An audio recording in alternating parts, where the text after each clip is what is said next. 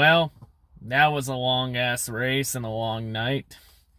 I'm recording this in the car because it's like 11 o'clock at night because this race, fucking hell. This race went on forever. Like, Jesus Christ, it was like watching a slow, painful death. But anyway, let's talk about Homestead weekend. So, Xfinity, race number 1, because this was an Xfinity doubleheader also this weekend. So, the first Xfinity race at Homestead on the Saturday. It was a pretty meh race, pretty interesting. Had a lot of moments in the race. They were even 4 wide for the lead. Like, throughout this race, it looked like Noah Gragson had it in the bag, and then a late caution came out, forced a late race restart. It opened the door for a 3-car battle at the end. A great battle at the end between Noah Gragson, Austin Cindric, and Harrison Burton. Harrison comes through and gets the win. How about that? Harrison, the young driver, with now 2 wins this season. It's crazy. In KBM trucks, he did nothing. In a Joe Gibbs Xfinity car, he wins 2 races. Well, there's one thing we learned from this. Harrison Burton is better in a car than he is in a truck. We can all agree on that. Speaking of trucks, there was also a truck race this weekend at Homestead. Less said about the truck race, the better. Chase had the race in the bag, and then on the final restart of the race, Chase blew it by spinning the tires. And that just opened the door for Kyle Busch to get a meaningless win. Yay, Kyle. Congratulations. Another meaningless win in trucks. How many meaningless wins in trucks is that for now for Stat Patty Busch? Fucking lost count a long time ago. See how Busch sectionals? Go on and enjoy your meaningless win. Because it truly is meaningless. Since Kyle Busch has no business being in trucks and Xfinity. Like NASCAR, please get the Cup drivers out of Xfinity and trucks. Like Chase Elliott had no business in that truck race. Kyle Busch had no business in the truck race either. Get Cup leeches out of Xfinity and trucks. They are killing the fucking series. Simple as that. Anyway, let's move on. Xfinity race number 2. The second race, the Dash for Cash race. This race was somehow worse than the first race. This race was completely dominated by Noah Gragson from start to finish. And when it looked like Noah Gragson had it in the bag, a late race caution came out and the ending became a clusterfuck. We had an attempt of overtime, and then the 8-car. I believe it was Hemrick this week that crashed the 8. It was Hemrick that crashed the 8-car in the first overtime attempt. So then we need double overtime, and Noah Gragson blows it. Not only does Noah Gragson lose the race, Noah Gragson also loses the $100,000 Dash for Cash to AJ Allmendinger. Yeah, this also proves that AJ's no longer a Cup leech, since AJ is now going for Xfinity points on a part-time schedule. Yes, AJ was eligible for the Dash for Cash, and won it. And it was on a goddamn oval. Jesus Christ. AJ Allmendinger this year has been the master of what the fuck this year. He's been the master of what the fuck moments this year.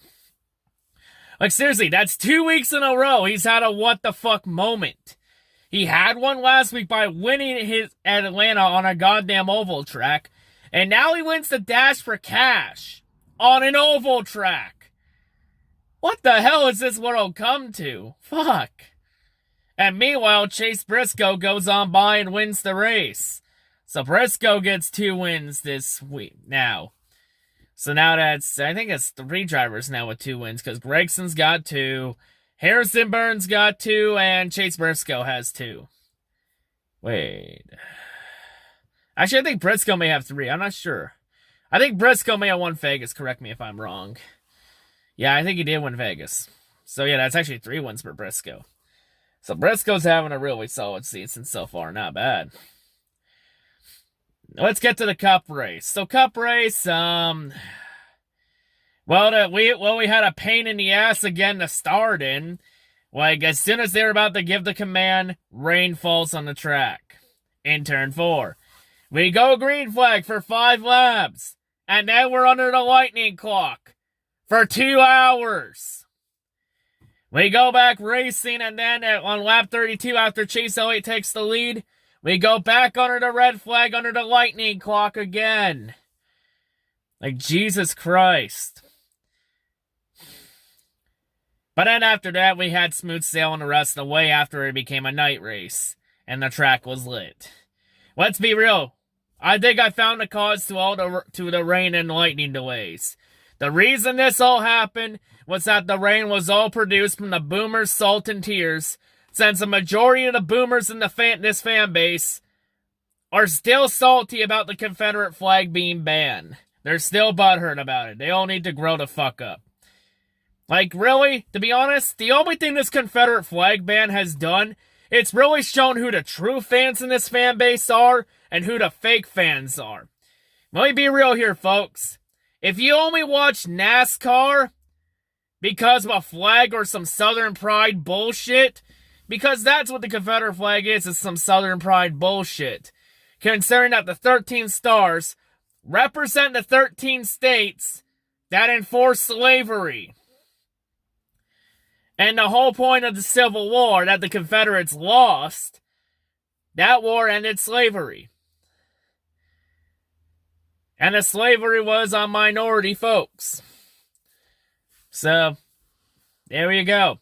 So yeah, anyway, if you're only rooting for NASCAR because of a flag or some Southern pride BS, then you were never a true fan to begin with. You were a fucking fake. You were a fraud. Simple as that. You were never a true fan.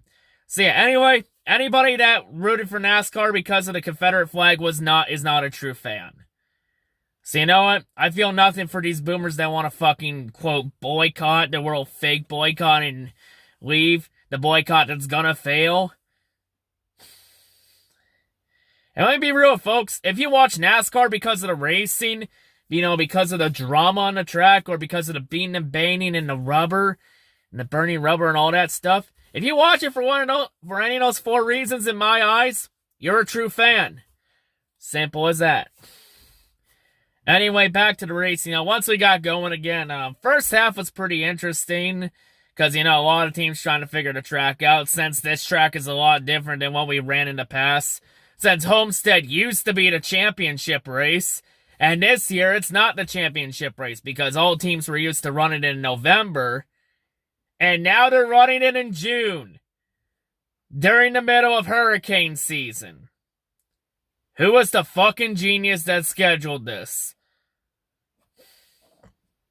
Alright, to be fair, it was supposed to be run in March, and then COVID happened. So, yeah. Second half, it was pretty boring. The race got a little interesting when Chase Elliott somehow made up 2.5 seconds on the final round of pit stops on Denny Hamlin, and got the lead. And then Chase Elliott proceeded to lose the race because Joey Logano decided to be a lab dickhead and hold him up, which allowed Hamlin to catch Chase and win the race as the lights on my car go out. Ah, damn, the camera just got loose there. Hold on, let me adjust it. There we go. So yeah, anyway. So yeah, Chase, to be honest though, even if Logano did let Chase by, I think Hamlin still would have won this race regardless. I think deep down, I think Hamlin just had a better car than Chase. Hamlin just had a better car. I think Chase was going to lose this race regardless. Hamlin was just better tonight. Chase did have a chance at the end. He was catching him, and then Chase at the wall with 6 to go, and that pretty much killed any hope Chase had of winning this race, and it just let Hamlin cruise on to the win. So yeah, but anyway, I'm going to say it again. Let me reiterate what I said after Darlington. Lab cars. If you know the leader is coming, and you know damn well they're faster than you, get the fuck out of the way. I know everyone's going to say, oh, but Logano had a grudge against Chase over Bristol. That grudge only happens because Joey Logano's a little fucking bitch. Because Logano can because Logano can dish the hard racing out, but he can't take it. And let's be real, if it was Chase that held Logano up, Logano would have been crying about it and complaining about it, and Chase really didn't complain too much about it.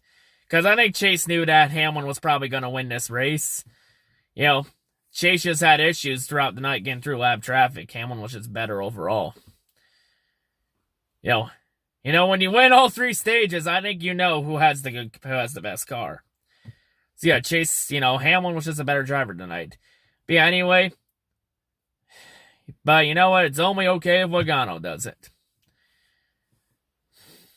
Because I guess Logano can't let go of the past. Oh, well, it is what it is, seconds, solid points night, though, for Chase Elliott. Can't complain too much about that. Tyler Reddick had a pretty solid run, too, finishing 4th. Not bad for him. Tyler Reddick's been one of the more impressive rookies this year, unlike Cole Custer. And I'll give credit to Christopher Bell. He had a top 10 run in 8th. So yeah, not a bad run for Christopher Bell. Really, the biggest rookie disappointment this year has been Cole Custer. I thought Cole Custer would have been up there with Reddick at least, or been better than both of them. And Custer's been a real disappointment this year. Like, here where I rank the top 3 rookies this year. I rank Reddick first. I'd say second. I'd say second is around a toss. I think second is a 3-round toss-up. I would say second. I say second is Christopher Bell. I put John Hunter Nemechek third. You could make an argument and move John Hunter Nemechek to second. And I have Cole Custer at 4th. Like, Custer has been a massive disappointment this year. And John Hunter Nemechek's had a couple solid runs, too, so far. But yeah, that's where I see the rookie class so far. So far, the best rookie this year has been Reddick. The biggest disappointment is easily Custer. But yeah, so Hamlin now gets his 3rd win of the season, his 40th career win. Hamlin now ties Mark Martin for 19th on the all-time wins list, and I believe that also means Hamlin has now tied Mark Martin for most wins by a driver without a championship. Sadly, Hamlin, if this race happened in November, you would have won a championship. Sadly, that is not the case. There is no championship on the line here. Hamlin is still reignless. Maybe Hamlin can change that in November at Phoenix. We'll have to see. So now the question is, now the debate's really on. Who is the greatest driver now to never win a championship? Is it Denny Hamlin or Mark Martin? But I'll say this for Hamlin. Hamlin has a really nice legacy of failure going for him. If he blows the championship this year, I think the legacy of failure is ready to go for the harvest.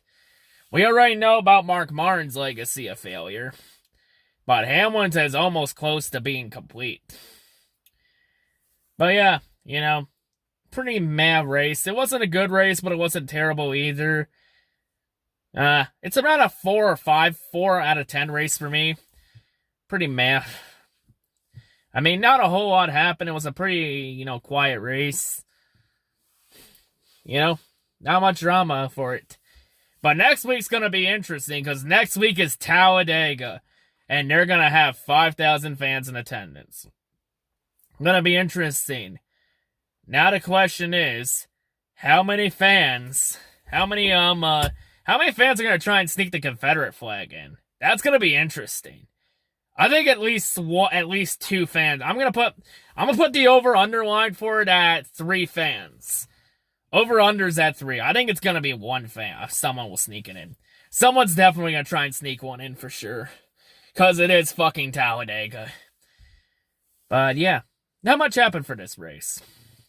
And here's the funny thing about these anthem protest things, cause for this entire thing, the fucking Boomer fans. They've been giving Bubba Wallace shit for this. And here's the thing about the Confederate flag ban. Bubba Wallace wasn't the only driver that wanted it banned. Jimmy Johnson wanted the flag banned from the tracks. Jeff Gordon wanted the flag banned from the tracks. Dale Jr. wanted the flag banned from the tracks. Who else? Keselowski, Blaney, Daniel Suarez. They all want the flag banned from the track. Hell, there was a story that just came out where Dale Sr. Took a knife and a razor blade one time and removed the Confederate flag off his truck so that he didn't offend his maid, who was African American. And the crazy thing about that story was Dale Sr. didn't need permission for that. Dale Sr. just did it out of respect and kindness for his maid. Dale Sr. even hated the Confederate flag. And here's the funny thing about the anthem thing. The whole thing where everyone gave Bubba shit for not putting his hand over his heart and calling out a protest. Here's the crazy thing about Homestead.